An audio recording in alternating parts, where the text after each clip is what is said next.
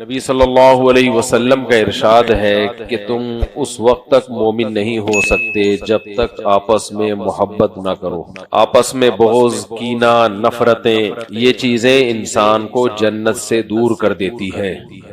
وہ نفرت جو اللہ کی خاطر ہو، اللہ کی دشمنی، اللہ سے محبت میں اللہ کے دشمنوں سے ہو، وہ نفرت نقصان دہ نہیں ہے بلکہ وہ اور ترقی کا ذریعہ ہے۔ لیکن ایک نفرت وہ ہے جو غلط فہمیوں کی بیس پہ ہوتی ہے، بدگمانیوں کی بنیاد پہ ہوتی ہے، حسد کی بنیاد پہ ہوتی ہے۔ یہ نفرت انسان کو جنت سے دور کر دیتی ہے۔ اسی وجہ سے اسلام نے ان تمام کاموں کا حکم دیا جن کاموں کے کرنے سے ہمارے آپس کے ریلیشن مضبوط ہوتے ہیں، اور ان تمام کاموں سے اللہ نے منع کیا جن کے کرنے سے ہمارے آپس کے ریلیشن کمزور ہوتے ہیں۔ میں سمجھا پا رہا ہوں اپنی بات؟ کچھ کام ایسے ہیں جن کو جب کیا جائے تو آپس کے ریلیشن کیا ہو جاتے ہیں؟ مضبوط، اور کچھ کام ایسے ہیں جن کو جب کیا جائے تو آپس کے جو مضبوط ریلیشن بھی ہیں وہ بھی ٹوٹ جاتے ہیں۔ ریلیشن چاہے اللہ سے ہو، اللہ کے رسول سے ہو، یا عام مومنین سے ہو، یا اپنے رشتہ داروں سے ہو،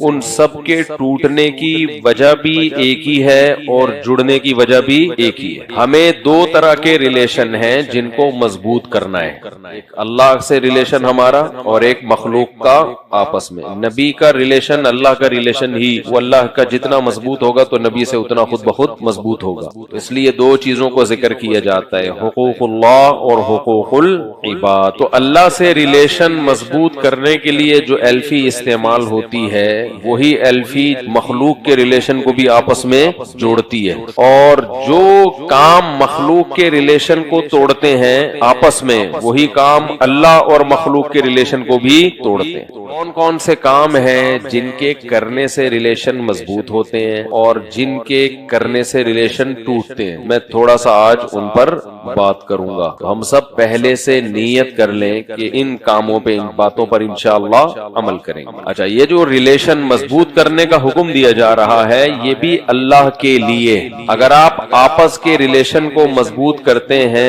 اپنے کسی دنیا کے فائدے میں تو وہ پائیدار مضبوطی نہیں ہوگی، بلکہ بعض دفعہ ریلیشن مضبوط کر رہے ہوتے ہیں، حقیقت میں وہ کمزور ہو رہا ہوتا ہے۔ آج کل زیادہ تر اسی طرح مارکیٹ میں چل رہا ہے، خاص طور پہ رشتہ داروں میں۔ جب آپ اچھا سلوک کرتے ہیں تو وہ اچھا سلوک آپس میں جوڑ کے بجائے ایسی نفرتیں پیدا کرتا ہے کہ مشورہ دیا جاتا ہے کہ یہ سلوک نہ کرتے تو زیادہ اچھا تھا، کیونکہ آپ نے ذہن میں ایک دماغ بنا لیا ہوتا ہے کہ میں اس کے ساتھ ایسا کروں گا تو یہ جواب میں میرے ساتھ ایسا کرے گا، میں یوں کروں گا تو یہ بھی یوں کرے گا۔ جب وہ کرتا نہیں ہے تو آپ کو غصہ آتا ہے کہ ہم تو یہ کر رہے ہیں اور جواب میں یہ ہو رہا ہے ہمارے ساتھ۔ پہلے میں ان چیزوں کا تذکرہ کروں گا جو ریلیشن توڑتی ہیں۔ یہ توڑنے والے کاموں سے بچنا پہلے ضروری ہے۔ سورہ حجرات میں اللہ نے اس کو بہت اہتمام سے بیان کیا۔ سورہ حجرات کی پہلی آیت کیا ہے؟ جو آرڈر جس میں اللہ نے ہمیں دیا، لا ترفعوا اصواتکم فوق صوت النبی ولا تجہروا له بالقول کجہر بعضکم لبعض۔ نبی کی آواز سے زیادہ اپنی آواز کو اونچا مت کرو، نبی کو ایسے مت پکارو، لا تجعلوا دعاء الرسول كدعاء بعضکم بعضا۔ یہ سورہ نور میں اللہ نے حکم دیا، نبی کو ایسے مت پکارو جیسے تم آپس میں ایک دوسرے کو پکارتے ہو۔ یہ آیت نازل ہوئی نبی کے بارے میں، لیکن یہ قیامت تک جس کو بھی اللہ نے کوئی مقام اور مرتبہ دیا ہے سب کے بارے میں ہے یہ آیت، اس پر اجماع ہے پوری امت کا۔ دو حکم دیے اللہ نے، ایک نبی کو جب پکارو ایسے نہیں جیسے آپس میں ایک دوسرے کو پکارتے ہو، ایک دوسرا نبی کی آواز سے اپنی آواز کو اونچا بولو مت کرو۔ کیوں بھائی نبی کا یہ مقام کیوں ہے؟ بھائی نبی کا درجہ بلند ہے۔ جب صحابہ نبی کی محفل میں بیٹھے تھے یا بیٹھتے تھے تو ان میں نبی صلی اللہ علیہ وسلم کی حیثیت استاذ کی تھی، معلم کی تھی، بڑے کی حیثیت تھی۔ مفسرین لکھتے ہیں کہ ہر استاذ، ہر بڑے، ہر بزرگ کے بارے میں ہے یہ آیت کہ چھوٹوں کو چاہیے کہ اپنے بڑوں سے آگے نکلنے کی کوشش نہ کریں۔ نفرتوں کی بہت بڑی وجہ یہ ہے کہ چھوٹا بڑے کا ادب کرنا چھوڑ دے. مارکیٹ میں بہت زیادہ ہو رہا ہے. میں بار بار کہتا ہوں نا ہیومن رائٹس ویمن رائٹس. گورو نے ایک وہ بنایا ہوا ہے رائٹس کے نام پہ ڈرامہ بنایا ہوا ہے کہ انسانوں کے حقوق اور خواتین کے حقوق, لیکن اس نے سارے انسانوں کو ایک ہی لاٹھی سے ہانکا ہے. چھوٹے بڑے کی کوئی تمیز ادب گوری کی ڈکشنری میں ان کے ہاں نہیں ہے, کوئی اس کی ڈیٹیل نہیں ہے. ہمیں قرآن میں تفصیل ملتی ہے. جیسے میں نے یہ آیت پڑھی, اس کے علاوہ بھی آیتیں کہ جب آپ کسی بڑے کی محفل میں بیٹھے ہوں تو اس سے آگے نکلنے کی کوشش بولو نہ کریں. وہ بڑا آپ کا خاندان کا بھی ہو سکتا ہے, آپ کے ٹیچر بھی ہو سکتے ہیں, مسجد کا امام بھی ہو سکتا ہے جس کے پیچھے آپ نماز پڑھتے ہو, آپ کا کوئی بھی صاحب علم جس کا مقام اور مرتبہ آپ سے زیادہ ہے. آج ہوتا کیا ہے مارکیٹ میں, ہر آدمی کو حق بیان کرنے کا حیضہ ہے. ایک تو حق بیان کرنا وہ ہے جو اللہ اس کے رسول نے حکم دیا, وہ تو اچھی بات ہے. ایک ہوتا ہے حیضہ. حیضے کا مطلب ہے بے موقع بات کو پھینکنا. موقع ہے نہیں, آپ سے کوئی مشورہ نہیں لے رہا, آپ سے کوئی پوچھ نہیں رہا, آپ نے اپنی ٹانگ سب سے اونچی رکھی ہوئی ہے. بے موقع مشورہ نہیں لیا جا رہا, لیکن آپ بغیر مشورے لیے لوگوں کو مشورے اپنے بڑوں کو خاص طور پہ دے رہے ہیں. اور جب سامنے والے کو غصہ آتا ہے کہ بھائی تو اپنی اوقات دیکھ, بھائی حق بیان کرنا میرا فرض ہے. بے موقع حق بیان کیا جاتا ہے, اس حق کے بیان کرنے سے معاشرے کی اصلاح نہیں ہوتی بلکہ معاشرے میں فساد پیدا ہوتا ہے, آپس میں نفرتیں پیدا ہوتی ہیں. اگلے کو یہ خیال آتا ہے کہ یہ مجھے نیچا دکھانا چاہتا ہے. صحابہ کرام کی مجلس میں جب کم عمر صحابہ بیٹھا کرتے تھے, حدیث سے یہ بات ثابت ہے, جب بڑوں کی کانورسیشن ہوتی تھی تو وہ جو عمر میں کم تھے وہ بیچ میں ان کو ٹوکتے نہیں تھے. ہاں کوئی بڑے جب پوچھتے کہ آپ کی اس کے بارے میں کیا رائے ہے پھر وہ بتاتے. آج ہر آدمی کو بے موقع بولنے کا شوق, وہ چاہتا ہے سب سے زیادہ کون بولوں, کون بولے میں بولوں, اس سے پوچھو. چپ رہنا جانتے ہی نہیں ہے. اور شیطان ہر برائی پہ نا لیبل کیا لگاتا ہے, اسٹیکر بہت اچھے لگاتا ہے کہ بھئی میں برائی دیکھ کے خاموش نہیں ہوتا.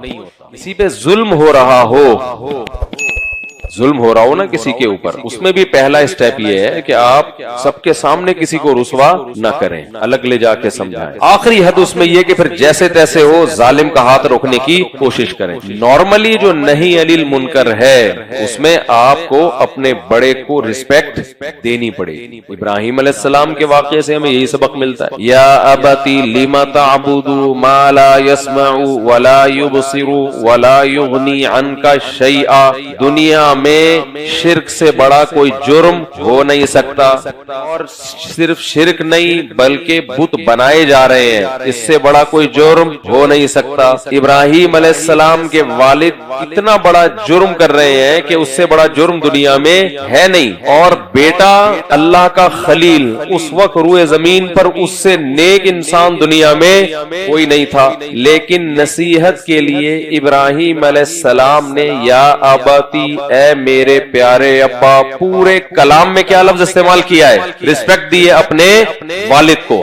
سمجھ میں آ رہی ہے بات کہ نہیں آ رہی ہے؟ کتنی محبت سے. لما تعبدو, آپ کیوں عبادت کر رہے ہیں ایسے پتھروں کی جو آپ کا کہ نفع اور نقصان کے مالک نہیں ہے. پورا سورہ مریم کا پورا رکوع اٹھا کے دیکھیں نا, ایسی محبت سے نصیحت. اور جب ابا نے دھمکیاں دینا شروع کر دی, لَأَرْجُمَنَّكَ وَهْجُرْنِي مَلِيًّا, ابا کا ریپلائی کیا آ رہا ہے, دھمکیاں, کوئی دلیل سے جواب نہیں.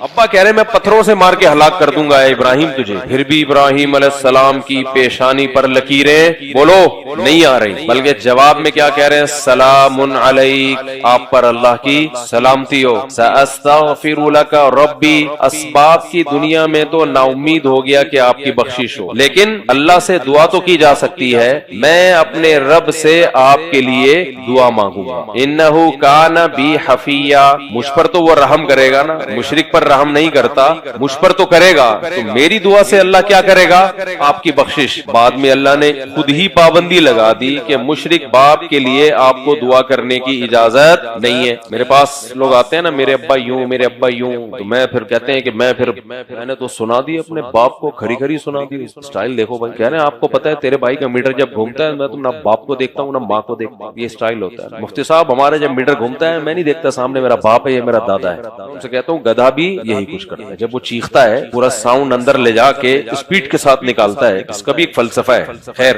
تو جب وہ ساؤنڈ کھینچ کے پورے پاور کے ساتھ نکالتا ہے, ذرا سی بات کو گدھا کتنی بدتمیزی کے ساتھ پیش کرتا ہے. سب جانوروں کو بھوک لگتی ہے, کوئی نہ کوئی پرابلم ہر جانور کے ساتھ ہوتی ہے. بلی میاؤں میاؤں کرے گی, گھوڑا ہنہنائے گا تھوڑا سا, گائے بھیں بھیں کر جائے گی.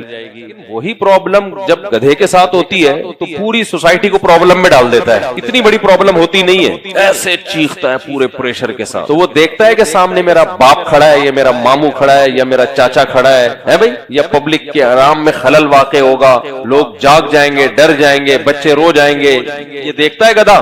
بولتے کیوں نہیں بھائی, آپ تو انسان ہو ماشاءاللہ ہے. یہ دیکھتا ہے نہیں دیکھتا. تو جو یہ کہا کرے نا, میرا جب میٹر گھومتا ہے میں نہیں دیکھتا کہ سامنے کون ہے, آپ فوراً بول دیا کریں یار آج پتہ چلا آپ کیا ہو, گدھے ہو. یہ بول دیا کریں, محبت سے بولے, چیخے نہیں. بولے یار اچھا آئی سی, او آئی سی, آج مجھے پتا چلا کہ آپ کیا ہو, گدھے ہو. میں نے بہت دفعہ دیکھا ہے کہ بعض مجلس میں علماء بیٹھے ہوئے ہیں, بڑے لوگ بیٹھے ہوئے ہیں, درمیان میں کوئی نوجوان بولتا رہے گا بیچ میں. یہ بہت بری حرکت ہے.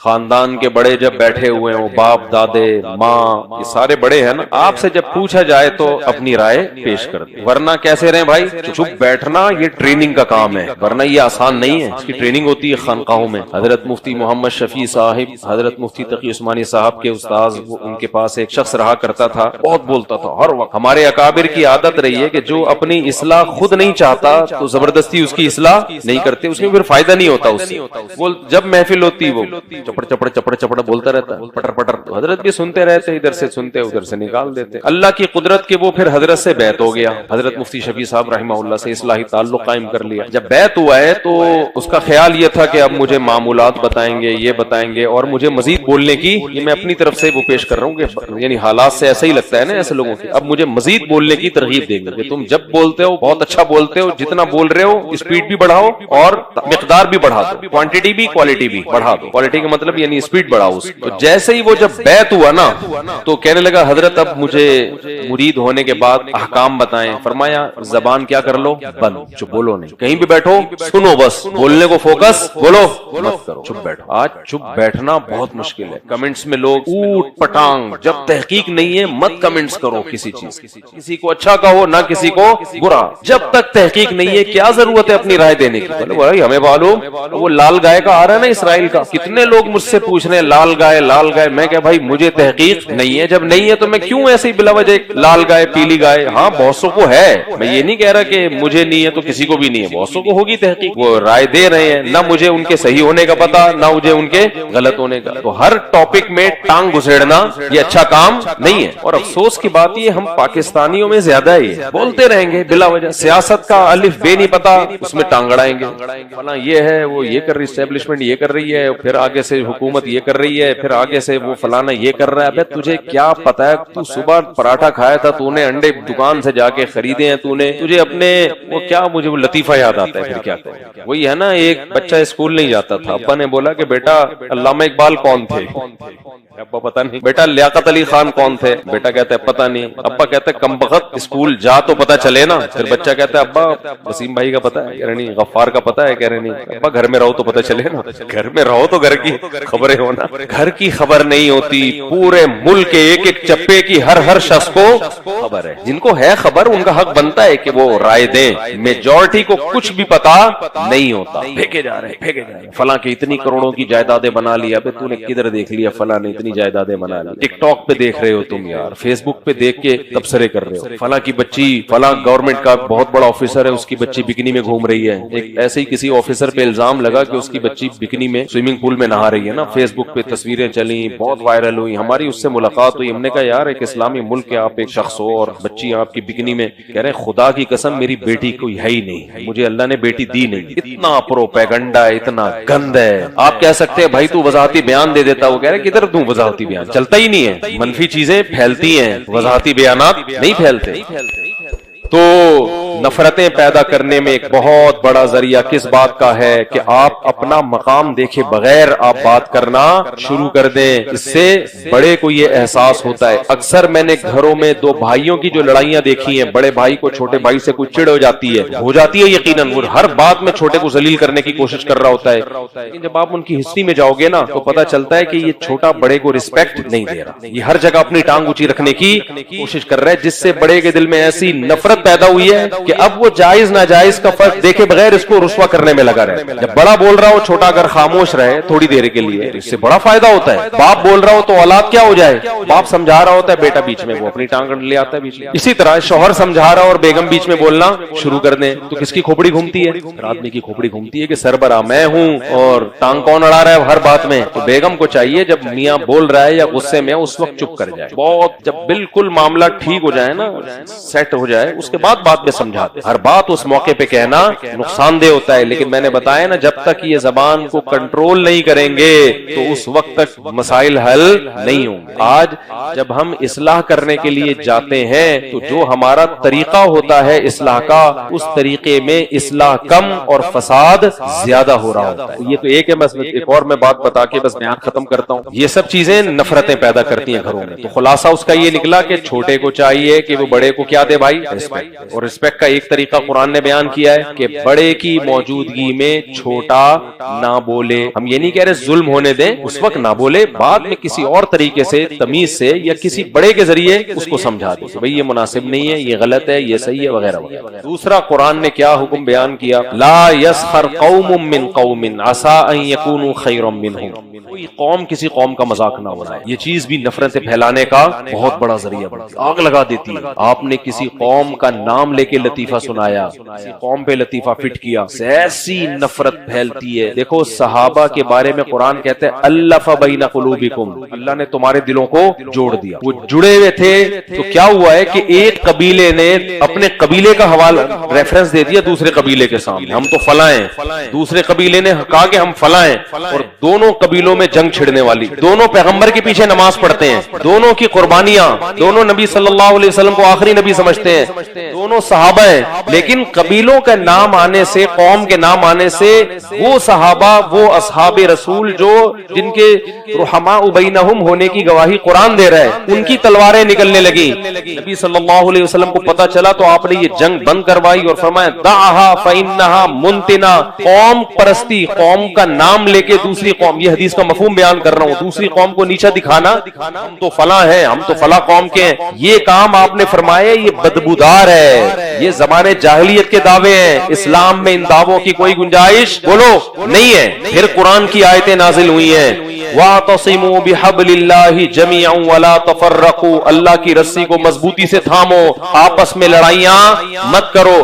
اللہ کی رسی کیا ہے, انما المؤمنون اخوۃ, مومنین آپس میں کیا ہیں بھائی, بھائی ہیں, چاہے پٹھان ہو, پنجابی ہو, بلوچی ہو, سرائکی ہو. آج کتنی باتیں ہو رہی ہوتی ہیں, وہ ابے وہ تو وہ قوم ہی ایسی ہے, وہ قوم ہی ایسی ہے, اور اسی قوم کے سامنے بات کر رہے ہوتے ہیں. اگلے کے دل میں نفرت کی انگارے بھڑک رہے ہوتے ہیں. کوئی دعوت جو تمہیں قوم پرستی کی طرف لے کر آئے اس کو کبھی بھی پروموٹ بولو نہیں کرو. دیکھ لو نا, جب قوم پرستی کا نعرہ لگائے سوائے قتل و غارت کے اور ظلم کے کچھ بھی حاصل نہیں. یہ چیز بھی کیا پھیلاتی ہے بھائی, نفرت. اور ایک اور بات کر کے بس بیان ختم کرتا ہوں, وہ پورا ہوگا. دیکھو یہ قوم پرستی کی نفرت ختم کرنے کا نا اللہ نے ایک بہترین ذریعہ مرد کو کثرت نکاح بھی دیا. بہت موضوع ہے. ہمارے نبی نے جو اتنی زیادہ شادیاں کی ہیں نا, اس کی ایک بڑی حکمت پتہ ہے کیا تھی, مختلف قبیلوں سے ریلیشن, تاکہ وہ قبیلے آپ سے دشمنی ختم کر دیں. عرب میں سسرال کی بڑی, دامادوں کی بڑی عزت ہوتی تھی. نبی نے حضرت ابو سفیان کی بیٹی سے نکاح کیا, کیونکہ ابو سفیان اسلام کے دشمن, جب سے نکاح کیا اس وقت سے دشمنی میں کمی. ہمارے محلہ تھا وہاں ہاکسبی روڈ کی طرف نیول کالونی میں نا, تو وہاں ہمارے محلے کی کسی لڑکی کی شادی ہو گئی کہیں ناظم آباد میں. ہمارے ایک دوست تھے, بڑے مزاحیہ باتیں کرتے تھے. انہوں نے کہا کہ بھائی اب اس کا ہمیں احترام کرنا ہے, یہ ہماری کالونی کا وہ بن گیا ہے، برادر نسبتی بن گیا ہے۔ آپ اندازہ لگائیں کہ ایک جنگ کے موقع پر بہت سارے یہودی قید ہوئے، بہت سارے یہودی، نبی صلی اللہ علیہ وسلم نے ان کے قبیلے کی خاتون تھی حضرت صفیہ، ان سے نکاح کر لیا، ان کو آزاد کروا کے جب نکاح کیا ہے نا، صحابہ کے کسٹڈی، صحابہ کے پاس جتنے اس قوم کے غلام تھے صحابہ نے سب آزاد کر دیے کہ اس قوم کی عورت ہمارے نبی کی زوجہ بن چکی ہے۔ نہیں آئی میرا خیال ہے بات کہ بھئی اس قوم کی، اب یہ قوم جو ہے نا ہمارے نبی کا سسرال بن چکا ہے، نبی کے سسرالیوں کو غلام بنانا یہ ہماری غیرت کے خلاف۔ تو مورخین کہتے ہیں، محدثین کہتے ہیں کوئی عورت ایسی اس لحاظ سے اتنی بابرکت نہیں ہے جتنی حضرت صفیہ کہ سینکڑوں غلاموں کو آزاد کرنے کا ذریعہ بنی۔ عرب اس کا خیال کرتے تھے کہ بھئی یہ پیغمبر کا سسرال ہے، سمجھتے ہو گے نہیں سمجھتے ہو؟ تبھی میں کہتا ہوں حضرت معاویہ کے خلاف جو لوگ بھونکتے ہیں وہ پیغمبر کو خوش نہیں کر رہے۔ حضرت معاویہ نبی صلی اللہ علیہ وسلم کے برادر نسبتی، حضرت معاویہ کی بہن کس کے نکاح میں ہے؟ نبی کے نکاح میں ہے، ان کا تو خلاف بولنا بنتا ہی نہیں ہے، نبی کے سسرال ہے۔ اور اس بارے میں صحیح حدیث ہے ابو داؤد کی، فرمایا ان حق الذی کرم به الرجل ابنته او اخته، سب سے زیادہ قابل احترام وہ ہے جس کی بہن یا بیٹی تمہارے نکاح میں ہے۔ نہیں آئی میرا خیال؟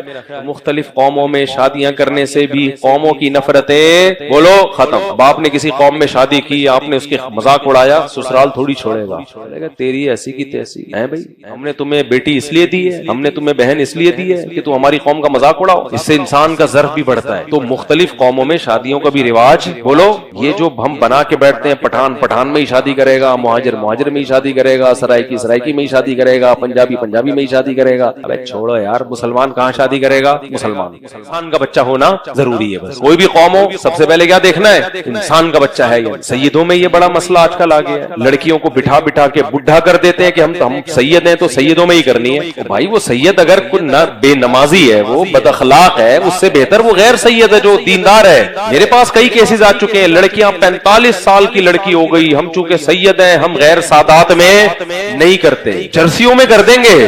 سیدوں میں تو آج کل ہر طرح کے لوگ ہیں۔ ٹھیک ہے آپ کو اگر کوئی سید نیک شریف مل رہا ہے تو ہم کہتے ہیں چلو ترجیح دے دو، پیغمبر کا نسب ہے، لیکن لڑکی کی عمر نکالتے چلے جانا، نکالتے چلے جانا۔ تو یہ قوم پرستی کی وجہ سے لڑکیوں کی عمریں برباد ہو گئیں، مرد برباد ہو گئے۔ بعض دفعہ معاشقہ ہو جاتا ہے، ایک قوم کے مرد ہے دوسری قوم کی لڑکی ہے، دونوں کا معاشقہ ہو گیا۔ ماں باپ انا کا مسئلہ کہ ہم اپنی قوم کے علاوہ کہتے نہیں ہے، پرمپرا ہے، اس سے بھی محبتیں نہیں پھیلتی۔ اس سے کیا پھیلتا ہے بھائی؟ نفرتیں۔ تو اللہ نفرتیں پسند کرتے ہیں، یہ محبتیں۔ لیکن یہ ایک شادی والوں کا بھی، سوری میں آپ لوگ سے معذرت چاہتا ہوں، میں نے کیا باتیں لے کے بیٹھ دی، میں آپ لوگ کے سامنے کیا بات، ایک ہی کرنی ہے تو بھائی پھر اپنی قوم نہیں کرو، صحیح ہے نا؟ یہ تو ان کی ہے جو جن کا ظرف کیا ہوتا ہے۔ ہمارے نبی نے 9 بیویاں رکھی ہے نا، ایک فلاں قبیلے میں، ایک فلاں قبیلے میں، ایک فلاں قبیلے میں، ایک اپنی کزن سے بھی کیا، ایک شادی اپنے قریبی رشتے سے بھی، باقی ساری مختلف قبائل میں تو ظرف پڑتا ہے انسان کا، قوموں کو سمجھنے کا موقع ملتا ہے۔ نفرتیں کیا ہوتی ہیں؟ کم ہوتی ہیں۔ دشمنیاں کیا ہوتی ہیں بھائی؟ کم ہوتی ہیں۔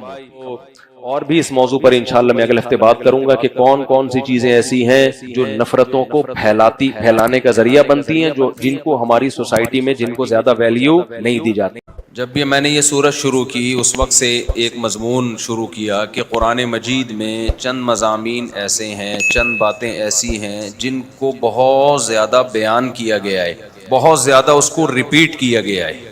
جب ہم قرآن پڑھتے تھے، طالب علم تھے، جب ہم نے قرآن کا عربی گرامر سیکھی اور قرآن کو قرآن کی زبان میں سمجھنا شروع کیا تو ہمیں بہت تعجب ہوتا تھا کہ اللہ ایک ہی بات کو مختلف طریقوں سے بار بار کیوں ریپیٹ کرتا ہے۔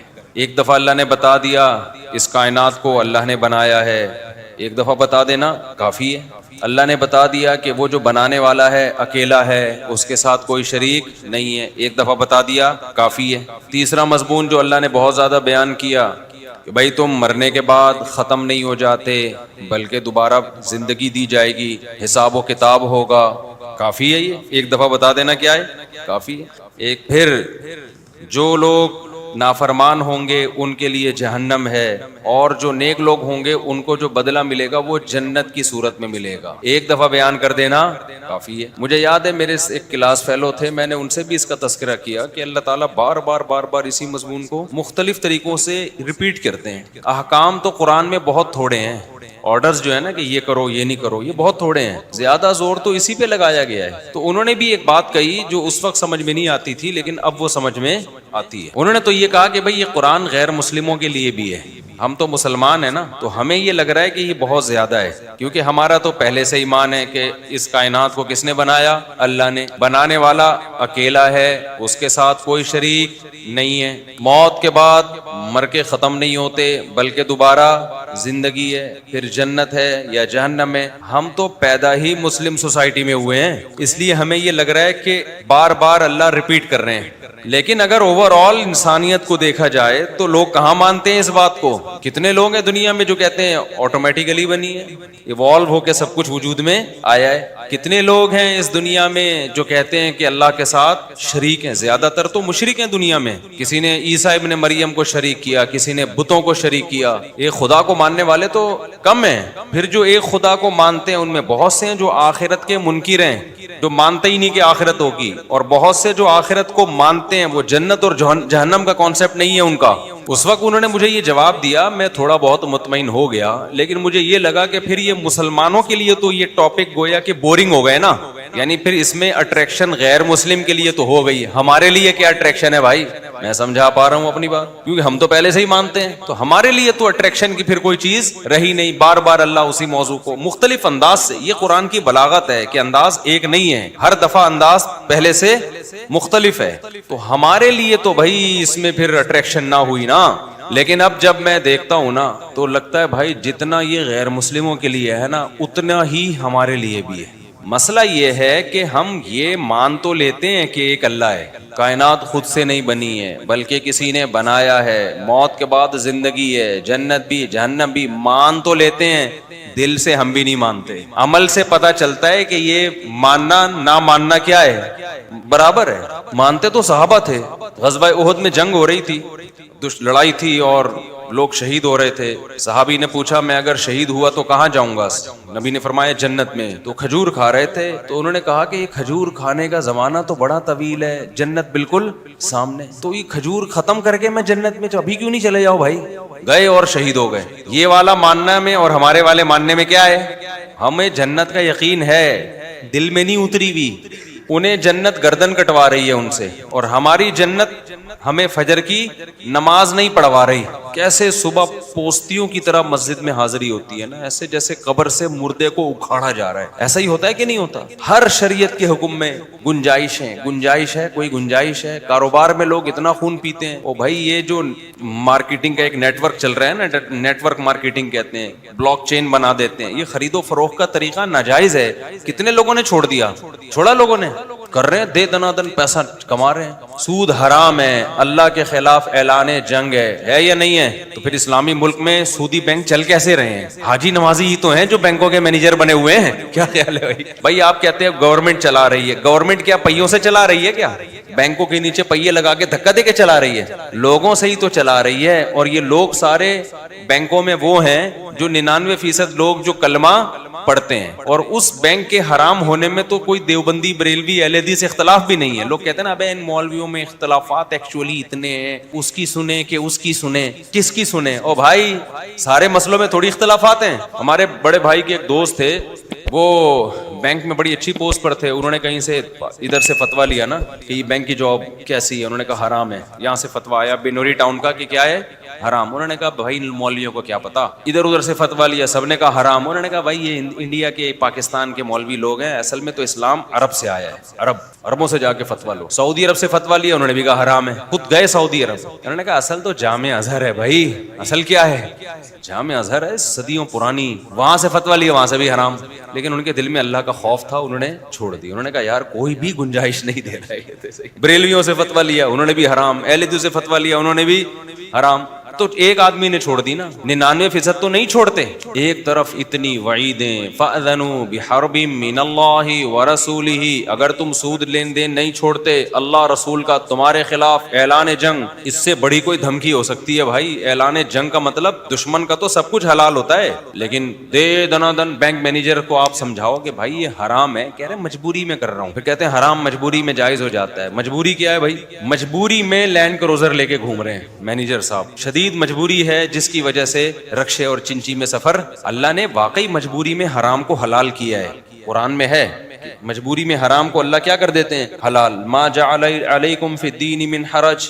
اللہ کہتے ہیں ہم نے دین میں تنگی نہیں رکھی ہے، مگر وہ تنگی اللہ نے بیان کی ہے. بھوک سے مرنے لگو، پیٹ کمر سے چپک جائے، جان بچانا مشکل ہو جائے تو خنزیر کو اللہ نے آپ کے لیے حلال کر دیا جان بچانے کے لیے. جان بچاؤ، پہلے جان بچانا ضروری ہے. تو بینک کا مینیجر اگر اس کو پتا ہے کہ میں نے بینک جاب چھوڑ دی تو کھانے کے لالے پڑ جائیں گے، روٹی نہیں ملے گی، بھوک سے مر جاؤں گا میں، تو جب مرنے لگے گا تو کر لے بھائی.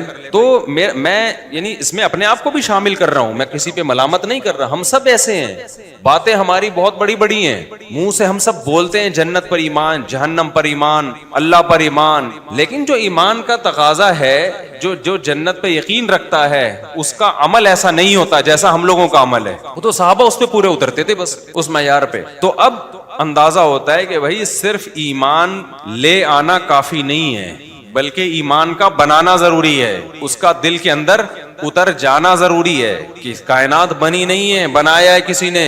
بنانے والا ایک اکیلا ہے، اس کے ساتھ کوئی شریک نہیں ہے. شرک کتنا ہے ہمارے مسلمانوں میں؟ اللہ بار بار شرک کو حرام کرتا ہے. ہم تو کہتے ہیں یار بار بار اللہ ایک ہی موضوع کو ریپیٹ کر رہے ہیں، ایک دفعہ بتا دینا کافی تھا. لیکن مشرک مسلمانوں میں اتنے ہو گئے ہیں، یعنی مسلمان سے مراد من حیث القوم جس کو مسلم کہا جاتا ہے، ان میں اتنے ہو گئے ہیں کہ لگتا ہے کہ اللہ تو نے جتنا شرک پہ رد کیا تجھے تو اور زیادہ رد کرنا چاہیے تھا، اور زیادہ رد کرنا چاہیے تھا. بہانے سے کوئی نہ کوئی شرک لے آتے ہیں. تو شرک کو دیکھ لو آپ، پھر آخرت پر یقین کا حال دیکھ لو. موت کے وقت بھی اب لوگ یعنی سدھرنے کے لیے تیار نہیں ہے. پہلے نا کسی کو ہارٹ اٹیک ہو جاتا تھا، انسان کا بچہ بن جاتا تھا، یار اللہ کی طرف سے اب تو بھائی ایک علامت آ گئی ہے بیٹا، اب سدھر جاؤ، انسان بن جاؤ. پہلے ہم نے دیکھا تھا لوگوں کو ایک بیماری آئی بڑی، نکلے توبہ طائب کر کے اللہ تو نے جھٹکا دے دیا، اب میں انسان کا بچہ بنوں گا، نمازیں شروع کر دیتا تھا، داڑھی بھی رکھ لیتے تھے، اور بس بھائی اب بہت بدماشی. اب تین اٹیک ہو چکے ہیں. جیسے ہی آپریشن میں ہوش آتا ہے نا تو سب سے پہلے ٹی وی لگا کے بیٹھ جاتا ہے. جیسے ہوش آتا ہے نا تو پوچھتا ہے اور بھائی کیا چل رہا ہے کرکٹ میں، کون جیتا، کون آ رہا، کیا چل رہا ہے بھائی، ذرا اسکور بتا یار، میں تھوڑا دیر کے لیے اصل میں ایکچولی وہ ٹیکا لگا دیا تھا، بے ہوش ہو گیا تھا، مجھے بھی اسکورنگ کا. یعنی جو آپ کی ترجیحات تھیں وہ ترجیحات ہی بدل گئی ہے. وہی شاعر کا ایک شعر ہے نا، نظر سوئے دنیا قدم سوئے مرقت، کہاں جا رہا ہے کدھر دیکھتا ہے، قدم روز بروز قبر کی طرف. تو یہ جو قرآن نے مضامین بیان کیے ہیں یہ جتنے اہم کافروں کے لیے ہیں اتنے ہی زیادہ ان کی اہمیت مسلمانوں کے لیے. ایک بات کا میں ہمیں قرآن پڑھ کے انداز ہو، میں پتہ ہے مدرسے آیا اس لیے تھا، ہمارے استاد سے میں نے پوچھا کہ مدرسے میں کیا جب میں داخلہ لوں گا تو مجھے قرآن عربی میں سمجھ میں آئے گا، نماز میں جو امام صاحب تلاوت کرتے ہیں مجھے سمجھ میں آئے گا؟ انہوں نے کہا کیوں نہیں آئے گا. یہ چیز مجھے اٹریکشن کا ذریعہ بنی کہ یار قرآن تو سمجھیں کہ قرآن کی زبان میں، وہ ترجمے میں وہ بات نہیں ہوتی، ترجمے میں وہ مزہ نہیں ہوتا. کسی بھی زبان کا جب آپ ترجمہ کرتے ہو نا تو وہ جان ختم ہو جاتی ہے اس میں. قرآن تو عربی میں نازل ہوا بھائی، انگلش اردو میں تھوڑی ہے قرآن. عربی آئے گی تو پتہ چلے گا کہ کیا ہے، اس کے لب و لہجوں سے آپ واقف ہو گئے. تو ہم نے تو پھر عربی ادب کی کتابیں اور وہ شاعری اور وہ ساری، تاکہ کیونکہ زبان صرف کسی کتاب سے نہیں سیکھی جا سکتی جب تک آپ پورا لٹریچر نہیں پڑھتے اس سے متعلق. پھر جب ہم پڑھتے تھے ہمیں پتہ چلا بھائی یہ قرآن کے تو مضامین وہ ہیں ہی نہیں جو جن چیزوں میں ہم الجھے ہوئے ہیں. وہ تو قرآن تو ان چیزوں کو ویلیو ہی نہیں دیتا. ہم تو رفع الدین میں سب زیادہ ہمیں مزہ آتا ہے، ٹانگیں چوڑی اور پتلی میں بہت مزہ آتا ہے کہ نہیں آتا؟ کوئی مناظر ہو جو رفع الدین کے مناظرے کرتا ہو اس کو اس سے کوئی غرض نہیں ہوتی کہ یہ ہندو ہے مسلم میں کیا، وہ دیکھ رہے ٹانگیں چوڑی کی ہیں کہ پتلی کی ہیں، اس کو اس میں مزہ آتا ہے. رفع الدین کیا ہے کہ نہیں کیا، آمین زور سے کہیے آہستہ کہیے، یزید کے بارے میں کیا رپورٹ ہے اس کا نظریہ کیا ہے. تو شخصیات کو لے کے یا نمازوں میں چھوٹے موٹے اختلافات کو لے کے ہم تو ان چیزوں کو بہت ویلیو دیتے ہیں. الحمد سے لے کے قرآن جن چیزوں کو ویلیو دیتا ہے وہ اس کے علاوہ ہیں. تبھی بار بار ہم کہتے ہیں قرآن کو قرآن کی زبان میں سمجھو. تفسیروں میں بھی بعض دفعہ یہ ہوتا ہے کہ جس کا جو دماغ ہوتا ہے نا، جو وہ لوگوں کا مائنڈ سیٹ کرنا چاہ رہا ہوتا ہے، وہ تفسیر میں اسی حساب سے تفسیر کرتا ہے. تو آپ جس کی تفسیر پڑھو گے نا، مفسر کا جو نظریہ ہوگا، مفسر کی نظر میں جن باتوں کی ویلیو ہوگی آپ اس کو فوکس کرنا شروع کر دو گے. رائٹر کا بڑا اثر پڑتا ہے کہ جس نے لکھی. تاریخ پتہ ہے کیا ہے، ہسٹری میں ہوتا کیا ہے، ہسٹری جب بھی پڑھی جاتی ہے نا، یہ نہیں کہ منہ اٹھا کے جس کی چاہے کتاب پڑھ لو. ہسٹری میں آپ کو دیکھنا پڑتا ہے کہ جس نے کتاب لکھی ہے اس کے اپنے نظریات کیا تھے. بہت زیرک ہو کے ہوشیاری کے ساتھ تاریخ پڑھنی پڑتی ہے, کیونکہ جس کا جو کانسیپٹ ہوتا ہے نا, اگر وہ شیعہ ہے تو ہسٹری ساری شیعہ کے حساب سے لکھے گا, وہ سنی ہے تو ہسٹری ساری سنی کے حساب سے لکھے گا, وہ اگر اس کا ایک خاص نظریہ ہے وہ اس اسٹائل سے لکھے گا, وہ تو آپ کا وہ مائنڈ بن جائے گا اور آپ کہو گے تو ہسٹری سے ثابت ہے. لیکن ہسٹری سے ثابت نہیں ہوتا, وہ رائٹر جو مصنف ہے, مؤلف ہے, وہ اس کا اپنا نظریہ ہوتا ہے جو لاشعوری طور پر آپ کو پتہ بھی نہیں چلا ہوتا, اس نے اپنا نظریہ آپ کے دماغ میں انسٹال کر دیا ہوتا ہے. اچھے کو برا بنا دیا ہوتا ہے, برے کو اچھا بنا دیا ہوتا ہے اس نے. تاریخ میں بہت ہوتا ہے ایسا. اس لیے ہم کہتے ہیں صحابہ کرام کو سمجھنے کے لیے سب سے پہلے قرآن ہے. تاریخیں انسانوں نے لکھی ہیں اور قرآن اللہ نے لکھوایا انسانوں سے ہی ہے, مگر اس میں غلطی سے پاک ہونے کی ذمہ داری کس نے لی ہے؟ اللہ نے لی ہے. جب قرآن نے کہہ دیا رضی اللہ عنہم, نبی کے ساتھیوں کو جو بھی کلمہ گو مسلمان تھے ان کے فضائل بیان کر دیے, تو ہسٹری کی ایسی کی تیسی. میں یہ نہیں کہہ رہا ہسٹری سے صحابہ کا غلط ہونا ثابت ہو رہا ہے, ہسٹری سے ہوتا بھی نہیں ہے, لیکن ہسٹری جو لکھ رہا ہے نا, اگر اس کے دل میں صحابہ کا بغض ہے تو وہ ساری چیزوں کو اسی حساب سے لے کے جاتا ہے. وہ جو فیور میں چیزیں جاتی ہیں ان کو اگنور کرتا ہے, جو مخالفت میں جائیں گی ان کو ویلیو دے گا. وہ اس کو کہتے ہیں ایک آنکھ بند کر کے تحقیق کرنا. بعض اسکالرز ایسے ہیں جب وہ تحقیق کرتے ہیں تو ایک آنکھ بند کر کے وہ چیزیں دیکھتے ہیں جو ان کے فیور میں جا رہی ہیں, جو ان کے اگینسٹ جا رہی ہیں, وہاں سے آنکھ کیا کر لیتے ہیں؟ بند. اب جس کو صحابہ کا بغض ہے, ہسٹری جب وہ پڑھے گا یا لوگوں کے سامنے بیان کرے گا تو وہ چیزیں لے کر آئے گا جس سے ان کی شان میں کمی آ رہی ہو. وہ تمام چیزیں جس سے ان کی شان میں کی ویلیو بڑھ رہی ہو اس کو وہ اگنور کرتا رہے گا. تو یہ ہوتا ہے. غزوہ احد میں دیکھ لو نا, غزوہ احد میں صحابہ کرام کو شکست ہوئی. اب اگر آپ صحابہ کے بغض کا عینک لگا کے غزوہ احد کا مطالعہ کرو گے, صحابہ کے بغض کا عینک لگا کے, جیسے کہ بعض لوگ صحابہ کی نفرت کا عینک سے غزوہ احد پڑھتے ہیں, تو وہ بار بار کیا کہتے ہیں؟ دیکھو بھاگ گئے, حضرت عثمان فرار ہو گئے, فلاں صحابی میدان جنگ میں نبی کو اکیلا چھوڑ کر فرار ہو گئے, اور قرآن میں بھی آیتیں موجود ہیں والرسول یدعوکم فی اخراکم, کہ رسول تمہیں پکارتے رہے اور تم میدان سے نکل گئے. رسول اکیلے ڈٹے رہے چند ایک اصحاب کے ساتھ اور تم میدان سے نکل گئے. تو یہ والی چیزوں کو ہائی لائٹ کر کے آپ کے سامنے لائے گا کہ ابے بھائی کیا یار, تم کہہ رہے ہو عثمان عشرہ مبشرہ میں سے ہیں, ادھر تو قرآن کہہ رہے ہے کہ یہ بڑے بڑے لوگ میدان جنگ سے فرار ہو گئے. لیکن اگر آپ نیوٹرل ہو کے دیکھو گے نا, بغض نہیں ہوگا, تو آپ کہو گے آگے قرآن کیا کہتا ہے؟ عفا اللہ عنکم, اللہ نے تمہاری اس خطا کو معاف کر دیا, اور جب تمہیں شکست ہوئی تم زخموں سے چور تھے, چاروں طرف سے دوبارہ دشمن نے گھیرنے کی کوشش کی, خالد بن ولید نے دوبارہ پلٹا مارا حملہ کرنے کے لیے, تو تمہیں لوگوں نے ڈرایا کہ لوگ تمہارے خلاف جمع ہو رہے ہیں, ڈر جاؤ. تم نے کہا حسبنا اللہ ونعم الوکیل, اللہ ہمیں کافی ہے, بہترین کارساز. اور نبی نے بھی موٹیویٹ کیا. صحابہ شرمندہ تھے کہ ہم فرار کیوں ہوئے غزوہ احد سے, تو نبی نے جب ان کے پاس گئے, نبی نے ان کو کیسے حوصلہ افزائی کی. صحابہ نے کہا ہم تو بھاگنے والے ہیں, آپ نے فرمایا نہیں, تم پلٹ کے حملہ کرنے والے ہو. اس سے صحابہ کے حوصلے کیا ہو گئے؟ بڑھ گئے. شکست خوردہ قوم جو زخموں سے چور پڑی ہوئی ہو, وہ دوبارہ جنگ کے لیے آمادہ ہو گئی. اس کو بھاگنا کہتے ہیں کیا؟ انہوں نے کہا کوئی بات نہیں, آپ نے ہمیں ہمت دلا دی, اب ہم دوبارہ لڑیں گے. اور قرآن نے تسلی دی, تلک الایام نداولها بین الناس, بھائی یہ ایام ہم لوگوں کے درمیان گھماتے ہیں, کبھی فتح ہوتی ہے کبھی شکست. تو شکست کا مطلب ہی یہی ہوتا ہے کہ فرار ہو, تو شکست بھی تو ہوتی ہے کبھی کبھار. اور قرآن نے کہا عفا اللہ عنک, اللہ نے معاف کیا تمہیں. اس کے بعد جتنی جنگیں ہوئی ہیں سارے ڈٹے رہے ہیں. اور اس میں ہمارے لیے ایک سبق دے دیا گیا کہ بھائی جنگ میں بعض دفعہ اتنا سخت حملہ ہوتا ہے کہ بڑے بڑے بہادروں کے قدم اکھڑ جاتے ہیں, یہ نیچرل ہے. ہمیں بھی تو کتنے اسباق مل گئے نا اس سے, کہ اپنے مخلص ساتھی بھی جب بہت سخت شدید جنگ ہو, بھائی قدم اکھڑ سکتے ہیں. جب عثمان بن عفان کے قدم اکھڑ گئے تو ہم اور آپ کون ہیں؟ تو اس سے ورنہ ہوتا کیا, آج کہیں لڑائی ہوتی اور کوئی تھوڑی سی شکست ہوتی تو زندگی بھر کے لیے امیدیں ٹوٹ جاتی. ہمارے پاس تو صحابہ کے بھائی وہ بھی اتنا زبردست حملہ ہوا تھا کہ قدم اکھڑ گئے تھے ان کے, لیکن وہ حوصلہ نہیں ہارے, دوبارہ جنگ کے لیے تیار. وہیں سے جنگ کے لیے, یہ نہیں کہ گھر بھاگ کر انہوں نے اگلے دن آئے ہوں, وہیں سے تیار ہو گئے, کوئی بات نہیں, زخموں سے چور ہیں, دوبارہ پتہ چل رہا ہے حملہ, اب ہم نہیں بھاگیں گے, دوبارہ کھڑے ہو گئے. تو اگر آپ نیوٹرل ہو کے اس اینک سے غزوہ احد کا مطالعہ کرو گے تو صحابہ کرام کی محبت کم ہونے کے بجائے اور زیادہ بڑھ جائے. آئے تو نا میدان جنگ میں, منافق تو پیچھے ہی بیٹھے رہے, تو باتیں بناتے رہے بیٹھ کے. اور پھر قرآن نے کیا فضائل بیان کیے صحابہ کے, کہا وَيَتَّخِذَ مِنْكُمْ شُهَدَاءَ, اللہ چاہتا تھا تم میں بہت سوں کو شہادت کے مرتبے پہ پہنچائے، تو اس کے بغیر ممکن نہیں تھا۔ تو اور حسبنا اللہ و نعم الوکیل یہ دعا ہمیں مل گئی کہ ایسے مصیبت کے موقع پہ کیا کہا جاتا ہے؟ اللہ کافی ہے، بہترین کارساز ہے، ہم وہ کریں گے جو اللہ رسول کا حکم ہے۔ غلطیاں صحابہ سے بھی ہو سکتی ہیں، بزرگ سے بھی ہو سکتی ہیں، ان کی توبہ تو دیکھو۔ ایک صحابیہ سے زنا ہوا، نبی کے پاس آئیں جوہینہ قبیلے کی خاتون کہ یا رسول اللہ مجھ سے زنا ہو گیا، شادی شدہ تھی وہ۔ نبی نے چہرہ پھیر لیا۔ اب اگر جس کے دل میں صحابی کا بغض ہوگا نا، وہ اس واقعے کو کیسے بیان کرے گا؟ دیکھو نبی کا بابرکت دور، زنا پر کتنی شدید وعیدیں، اور شادی شدہ خاتون ہیں پھر بھی کیا حرکت کر رہی ہیں؟ زنا۔ وہ اس نیگیٹو پہلو کو کیا کرے گا؟ ہائی لائٹ کرے گا۔ ارے بھائی آج کی پاک دامن ان صحابیہ سے کی خاک کے برابر بھی نہیں ہے جن سے بدکاری ہوئی، مگر ان کی توبہ تو دیکھو کیسی خاندانی ہے۔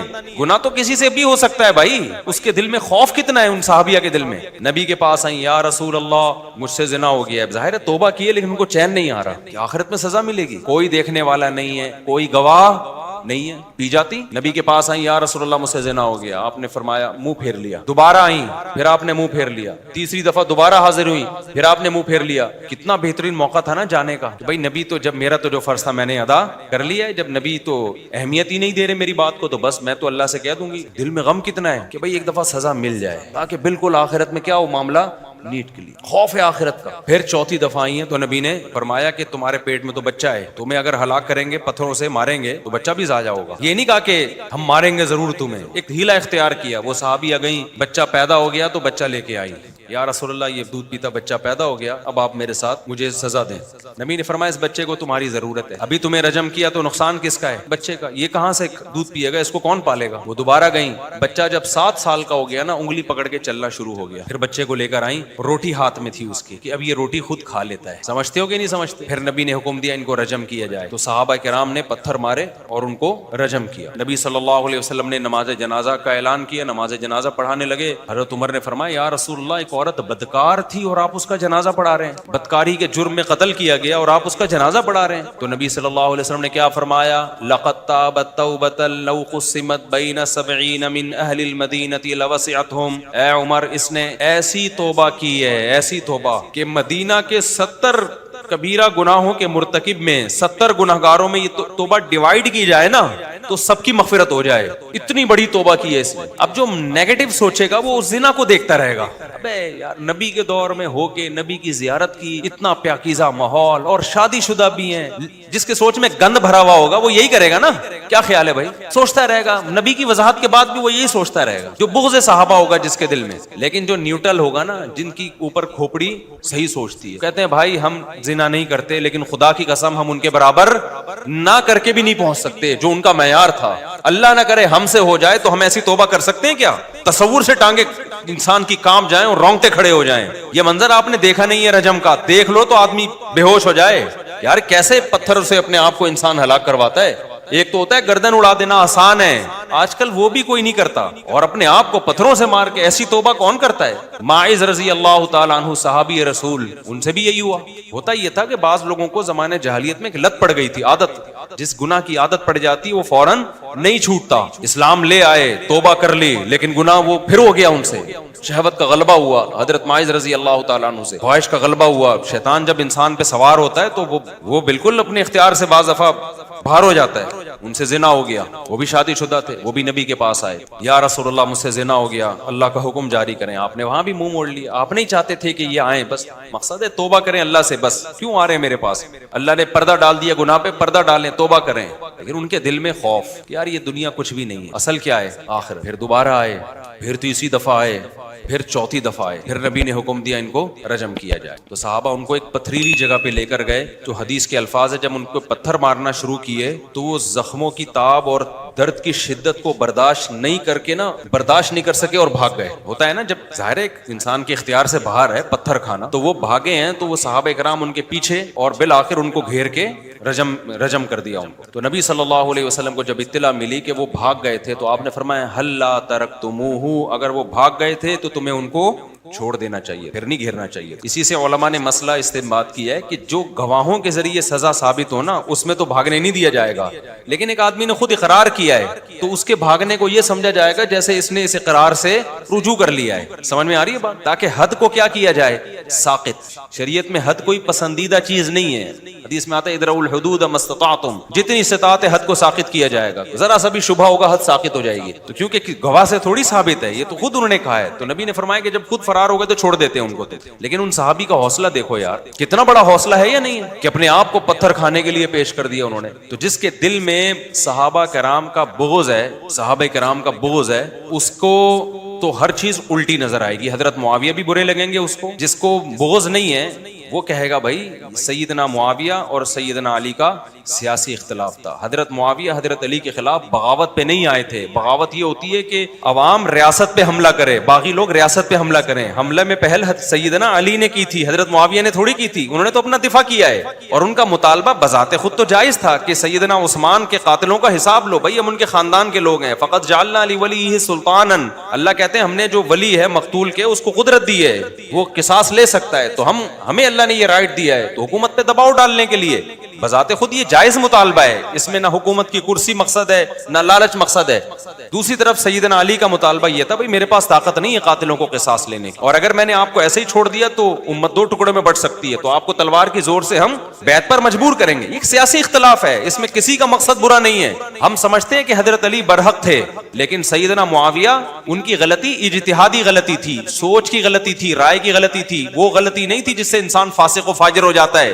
لیکن اگر آپ الٹا سوچتے ہو تو کسی نے سیدنا علی کو برا بھلا کہنا شروع کر دیا اور کسی نے سیدنا معاویہ کو برا بھلا کہنا شروع کر دیا۔ اہل سنت والجماعت جو ہمیشہ اعتدال پر رہتے ہیں، انہوں نے بڑی اعتدال کی بات کی۔ بھائی دلائل کی دنیا میں سیدنا علی کا پلڑا بھاری تھا، لیکن سیدنا معاویہ اجتہادی خطا پر تھے، وہ والی خطا نہیں تھی جو گناہ والی خطا ہوتی ہے، جان کر مجرم بنتا ہے۔ بعض دفعہ انسان ایک رائے قائم کرتا ہے، وہ رائے کیا ہوتی ہے، کبھی صحیح ہوتی ہے کبھی غلط ہوتی ہے۔ اور یہ جو ہے تقتلہ فئۃ باغیہ کہ باغی جماعت قتل کرے گی، اس کے درجنوں دفعہ جواب دیے جا چکے ہیں، یہ بہت پرانا قصہ ہو گیا یہ جو ہے نا تقتلہ فئۃ باغیہ۔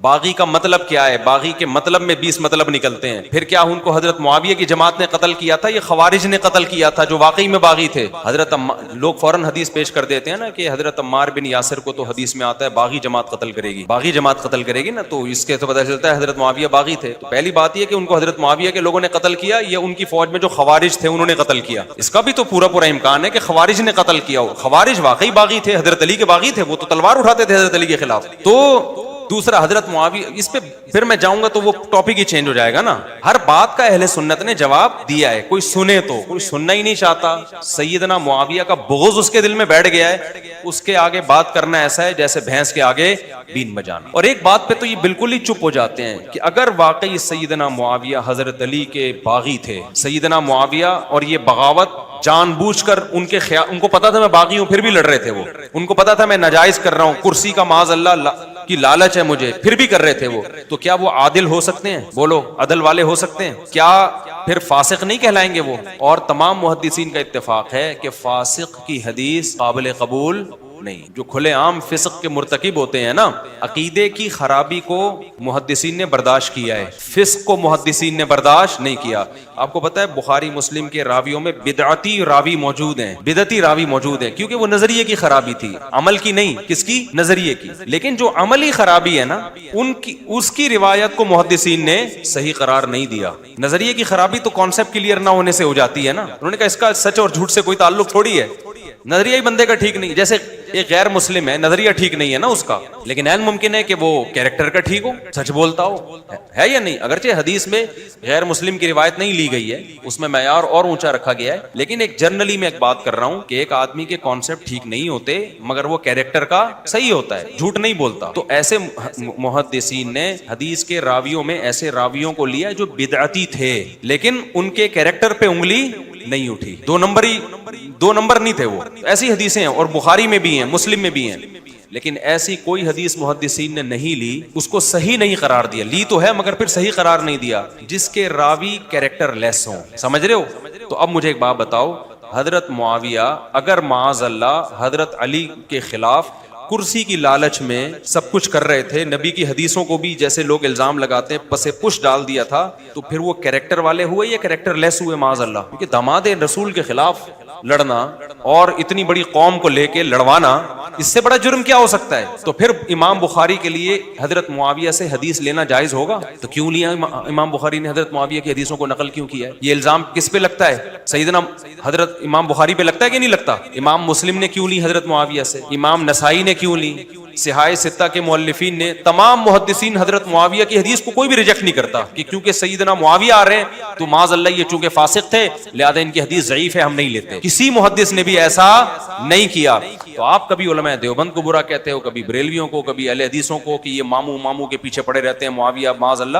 تو آپ امام بخاری کو برا کیوں نہیں کہتے بھائی کہ آپ ایک ایسے شخص سے حدیث لے رہے ہو اور رضی اللہ عنہ بھی لکھ رہے ہو اس کے نام کے آگے عزت دے کے, جو معاذ اللہ فاسق تھے. تو یا تو فاسق نہیں تھے, آپ گڑبڑ کر رہے ہو, دلائل کے تانے بانے غلط ملا رہے ہو, یا اگر فاسق تھے تو میں کہتا ہوں پھر صرف وہ فاسق نہیں تھے, معاذ اللہ نقل کفر یہ سارے محدثین فاسق تھے جنہوں نے معاذ اللہ اتنے بڑے فاسق کی حدیثوں کو بخاری میں مسلم میں جگہ دی اور رضی اللہ عنہ بھی لگا رہے ہیں اور بڑے احترام سے ان کا نام بھی لے رہے ہیں. سمجھتے ہو کہ نہیں سمجھتے ہو؟ بات کہاں سے کہاں چلی گئی. تو آپ جب اینک ہی غلط لگا لی ہو نا آپ نے, جیسے ساس کو بہو کا ہر اچھا کام بھی الٹا ہی نظر آتا ہے اور بہو کو ساس کا ہر اچھا کام کیا نظر آئے گا؟ الٹا. مجھ سے کسی خاتون نے پوچھا میری نند میں یہ کچھ ہے, میں نے کہا چونکہ آپ کی نند ہے لہذا یہ کچھ اس کے اندر ہوگا کیونکہ نند ہے وہ. یہی کچھ اگر بہن میں ہوتا تو وہ کچھ بھی. میں اکثر واقعہ سناتا ہوں نا کہ بہو سے کسی نے کسی خاتون سے پوچھا کہ تمہیں بہو کیسی ملی ہے, اس نے کہا میری بہو ایک نمبر کی نالائق کم بخت 12 بجے سو کے اٹھتی ہے اور میرا بیٹا جورو کا غلام بنا ہوا ہے. کہا اچھا یہ بتائیں آنٹی آپ کو داماد کیسا ملا؟ ماشاءاللہ اتنا پیارا داماد ہے, میری بیٹی 12 بجے سو کے اٹھتی ہے, کچھ بھی نہیں کہتا اسے. یہ ہے تو ایک مثال, لیکن جب آپ اس کو آگے لے کے جاتے ہیں نا تو صحابہ کے ساتھ بھی یہی ہو رہا ہے بھائی, ائمہ مجتہدین کے ساتھ بھی یہی ہو رہا ہے. بعض لوگوں کو امام حنیفہ سے بغض ہو گیا ہے. ایک یہاں بیٹھے ہوئے تھے کہہ رہے امام حنیفہ کو تو 17 حدیثیں آتی تھیں خالی. میں نے کہا بس کر دے یار. اہل سنت والجماعت کے جو سب سے بڑے امام ہیں ان کو امام اعظم بھی اس لیے کہا جاتا ہے کہ جتنا اس امت میں مسائل میں قرآن و حدیث کی ریسرچ میں ابو حنیفہ کو فالو کیا گیا ہے اتنا تینوں کو مل کے فالو نہیں کیا گیا, تینوں اماموں کو, اور ان کو 17 حدیثیں آتی ہیں. کچھ سینس ہے؟ یہ میں پڑھے لکھے لوگوں کی بات کر رہا ہوں, اتنی بڑی داڑھی ایک صاحب یہیں بیٹھ کے 17 تو حدیثیں آتی تھی ان کو. میں نے کہا بس کر دو, کچھ اور کہہ دو, کوئی اور الزام لگا دو. تو یہ ہے جب آپ نے اینک ہی غلط لگا لی ہے نا, بعض دفعہ بغض کی اینک لگتی ہے, بعض دفعہ عقیدت کی اینک لگ جاتی ہے. جب عقیدت کی اینک لگتی ہے تو ہر الٹی بھی سیدھی نظر آنا یہ بھی غلط ہے, لیکن جب تک آپ کے پاس پراپر نالج نہ ہو آپ رائے قائم نہیں کریں. تو اسی طرح میرے بھائی دینی مسائل کس سے پوچھے جائیں گے؟ علماء سے. میں جلدی سے بات کو سمیٹ کے ختم کروں تو قرآن ان ٹاپکس کو بہت زیادہ اٹھاتا ہے, بہت زیادہ اٹھاتا ہے, اس لیے کہ وہ صرف غیر مسلموں کا مسئلہ نہیں ہے, وہ میرے اور آپ کا بھی مسئلہ ہے. ہم کہتے ہیں کہ اللہ ہے, عملی زندگی میں ہم اللہ کو نہیں مانتے. ہم کہتے ہیں کہ ایک اللہ ہے, لیکن ذرا سا کوئی عامل ہمیں کسی اور چیز پہ ڈال دے نا تو ہم اس پہ لگ جاتے ہیں. زبان سے ہم کہتے ہیں آخرت کو مانتے ہیں, عمل سے لگتا ہے آخرت کو نہیں مانتے. تو دنیا کی اتنی ٹینشن لے رہا ہے, اس کا مطلب کیا ہے کہ وہ دنیا کو مسافر خانہ سمجھ ہی نہیں رہا. وہ سمجھ رہا ہے مرنے کے بعد میں زندگی کیا ہو جائے گی. مجھے ایک بات بتاؤ, ابو طلحہ انصاری رضی اللہ تعالیٰ عنہ کو نبی نے بتایا کہ لن تنالوا البر حتى تنفقوا مما تحبون. قرآن میں یہ آیت نازل ہوئی ہے, نیکی کی حقیقت کو اس وقت تک نہیں پہنچ سکتے جب تک محبوب چیز صدقہ نہ کرو. وہ لوگ سمجھتے تھے کہ جنت برحق ہے, ہم اللہ کو کچھ دیں گے تو اللہ آخرت میں بڑھا چڑھا کے دے گا. حضرت ابو طلحہ یہ آیت نازل ہونے کے بعد آئے, عرض کیا یا رسول اللہ, اللہ نے فرمایا میرا پورا باغ صدقہ. یار کہ کسی میں جگر ہے آج. باغ سورس آف انکم تھا, سمجھ رہے ہو, پراپرٹی تھی. کیا تھی؟ پراپرٹی. صدقہ کرنا آسان کام نہیں ہوتا. وہ لوگ تو کر لیتے ہیں, خربوں کی جائیدادیں ہیں تو چلو ایک پلاٹ مدرسہ کے لیے 120 گز کا, وہ تو کر لیتے ہیں. جن کی پراپرٹی اتنی سی ہو, وہ اتنا بڑا باغ آ کے صدقہ کر رہے ہو, تو نبی نے کیا فرمایا؟ بخن بخن واہ واہ ذاک مال رابح. فرمایا تو بڑا قیمتی مال ہے. اور ہمارے نبی کا بھی آخرت پر ایمان تھا نا. ظاہر ہے آپ تو ایمان لوگوں کے دلوں میں ڈال رہے تھے. ہمارے نبی نے بھی ان کو حکم کیا دیا, اپنے چچزاد بھائیوں کو دے دو. آپ مجھے ایک بات بتاؤ, کوئی بندہ میرا مرید ہو, ابو طلحہ انصاری نبی کے لیے میدان میں گردن کٹانے کے لیے تیار تھے یا نہیں تھے؟ تو جو گردن کٹانے کے لیے تیار ہو وہ پیر و مرشد کو ہدیہ دینے پہ راضی نہیں ہوگا. یار مجھے ایک بات بتاؤ, میرا ایک مرید ہے, مجھے پتا ہے میں اس کو بولوں یہ رات ہے دن نہیں ہے, وہ مان لے گا. اتنی عقیدت ہے اس کے دل میں. میں اس کو بولوں یہ دن ہے رات نہیں ہے, یہ مان لے گا. میں اس کو بولوں جا وہاں گردن کٹا کے آ جائے, یہ کٹا دے گا. اس کو مجھ پر اتنا یقین ہے. آپ بتاؤ میں اگر اسے اپنے لیے کیش کرانا چاہوں, کتنی آسانی سے ہوگا کہ نہیں ہوگا. وہ ڈالر کی بریف کیس بھر کے لایا میرے پاس. مرید ایسا ہے کہ میں جو بولوں وہ ایمان لا چکے. صحابہ تو ایمان لا چکے تھے نا نبی پر. جس کو نبی کہہ دیا اس کا مطلب نبی نے اگر کہہ دیا نا دن نہیں ہے رات ہے, تو دن کو کیا ماننا پڑے گا؟ رات ماننا پڑے گا. اتنی عقیدت ان کے دلوں میں. اب بتاؤ میرے کسی مرید کے دل میں میری اتنی عقیدت ہو, اور میں میرے گھر بھی زیادہ ہوں اور کھانے کو روٹی بھی نہ ہو. ہمارے نبی کی 9 بیویاں تھیں اور گھر میں 40 دن فاقے. یہی تھا نا. فرض کرو میری کنڈیشن یہ ہو کہ میرے گھر میں 4 ہیں اور گھر میں فاقے چل رہے ہیں, کھانے کو دھیلے گا نہیں ہے میرے پاس ایک میرا مرید آتا ہے جو میرے کہنے سے دن کو رات اور رات کو دن کہہ دیتا ہے. میں اس کو بولوں جا ٹرک کے نیچے آ جا, مار لے اپنے آپ کو, قتل کر دے, وہ اس کے لیے بھی تیار ہے. میں اس کو بولوں جا فلاں جگہ جا کے گردن کاٹ دے, وہ اس کے لیے تیار ہے. اب وہ ڈالر کی پوری بریف کیس بھر کے لایا اور کہنے لگا اللہ نے کہا ہے کہ اللہ چاہتا ہے کہ بہترین مال اللہ کی راہ میں نکالو, تو آپ بتائیں میں کیا کروں, آپ کی خدمت میں, آپ کے حوالے, آپ جو کہیں گے وہ ہوگا. میرے دل میں ذرا سی بھی لالچ ہوگی نا, اور مجھے اپنی باتوں پہ خود اگر مجھے یقین نہیں ہوگا, میں جنت کے فضائل صبح شام سنا رہا ہوں گا, لیکن میرے دل میں ذرا سا چور ہوگا, پتہ نہیں یار ہے بھی کہ نہیں.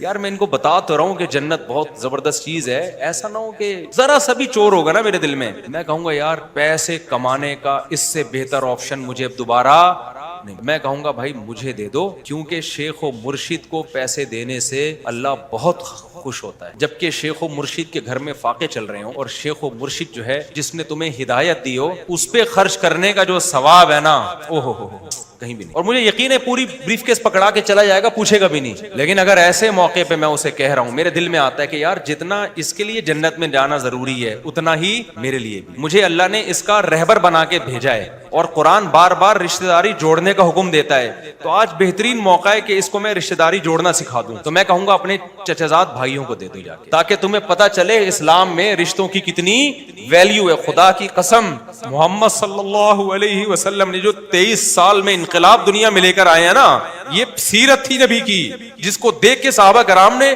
ایسی آگ بھری ہے, ان کو یقین آ گیا کہ واقعی جنت برحق ہے. اس لیے کہ جو جنت کے فضائل سنا رہا ہے وہ جنت کا سب سے زیادہ مشتاق ہے, اور وہ پریکٹیکلی کر کے دکھا رہا ہے کہ مجھے اللہ کے وعدوں پر جتنا یقین ہے اتنا تمہیں نہیں ہو سکتا. آج جو لیڈر ہے نا, لیڈر جو پیر و مرشد بنا بیٹھا ہوتا ہے, مریدوں کو پتا ہوتا ہے سب سے زیادہ دنیا کی محبت اسی کمبخت کے دل میں ہے.